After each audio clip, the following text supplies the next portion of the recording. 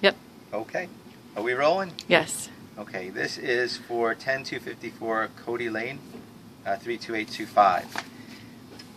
Just kind of go over the major stuff with you so you have an idea of what it is that the house is made of pretty much. I do have punch list items that I'll include in the report. As you know, you'll find them in the summary page and through the body of the report. I didn't really have anything drastically major here, but I did have some items.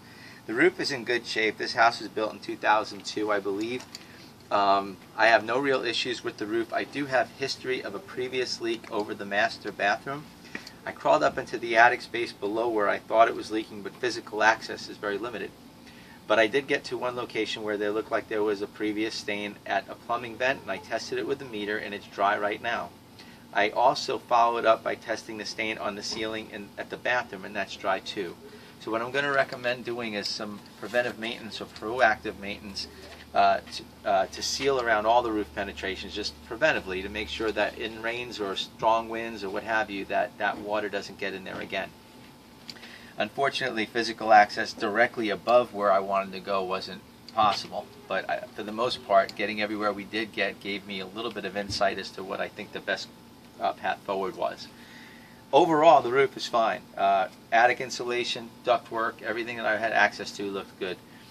Moving on to the air conditioner, I know that was a concern of yours. What you have here is a 2.5 ton Tempstar or Heil, H-E-I-L is the brand name. It was manufactured in 2002, both inside and outside unit. It's cooling and heating just fine.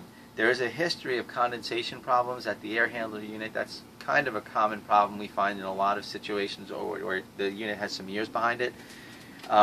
Those areas are testing a moderate level of moisture right now, which is, I think, pretty normal. But when I looked underneath the air handler at the coils from the bottom, I noticed a little bit of mold underneath there. And then also when I opened up the coils from the front, they're showing their age. They're rusted. So at 11 years old, you could say 1 to 3 or 2 to 4 years possibly on the air condition. If you keep the maintenance up that they've kept up, it seems to me some recent maintenance may have been done. I see some newer insulation at the suction line at the air condition. So overall, I mean, I think it's in functional condition. I probably would have an air conditioning guy just clean up the interior cabinet of the air handler underneath where the mold looks like it is. And when I say mold, it looks like typical mold, the stuff you usually will find when you open these things up. It's not an overabundance of mold. Plumbing checked out fine. Everything material-wise is in good shape. I do have an issue at the master bathroom underneath the left sink where we have some active moisture. That sink backs the hall bathroom sink, so there's something maybe going on inside the wall there.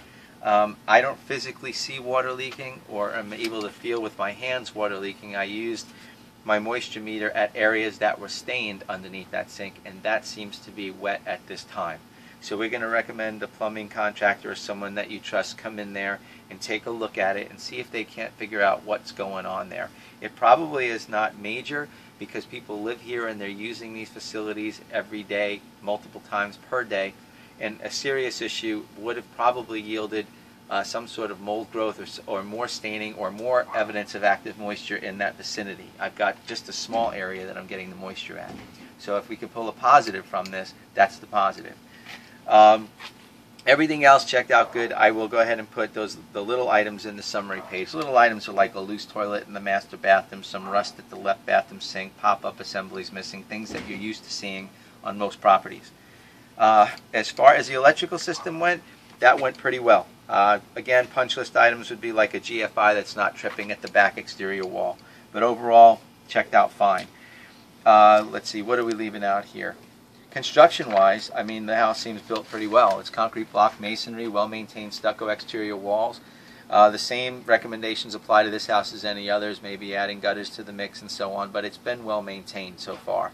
Trimming some of these trees back is important because right now they're making contact with the exterior walls and some of the shingles. So I would do that before they cause any type of damage or excessive wear. Just to take a little quick look at that.